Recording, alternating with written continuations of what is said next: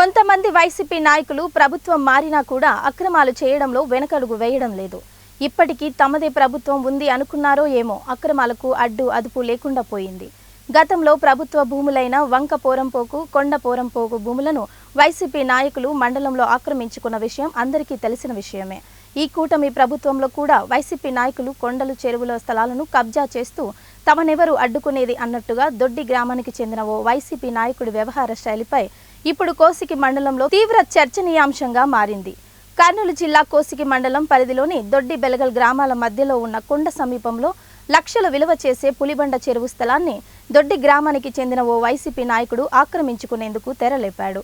కొండ సమీపంలో ఉన్న పులిబండ చెరువు స్థలాన్ని 2 భారీ ఇటాచీలతో చదును చేస్తూ కొండ రాళ్లను పగలగొట్టేందుకు శుక్రవారం పూనుకున్నాడు. గ్రామానికి పూర్వం నుంచి ఉన్న పులిబండ చెరువును అక్కడే ఉన్న రాళ్లను పగలగొట్టి చెరువులోకి వేసి మట్టితో చదును చేస్తున్నారు.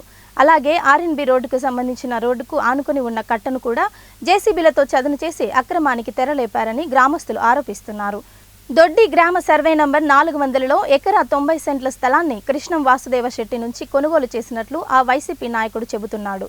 తాను ఎవరి భూమిని కబ్జా చేయలేదని, కొన్న భూమినే తాను చదును చేసి సర్వే చేయిస్తామని ఆ వైసీపీ నాయకుడు చెప్పుకొచ్చాడు.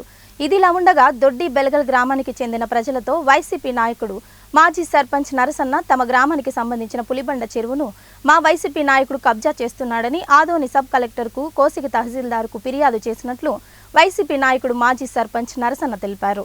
ఇప్పటికైనా ఆ వైసీపీ నాయకుడి నుంచి లక్షలు విలువ చేసే ప్రభుత్వ స్థలాన్నిపై అధికారులు కాపాడాలని గ్రామంలోని పలువురితో పాటు వైసీపీ నాయకులు, టీడీపీ నాయకులు కోరుతున్నారు.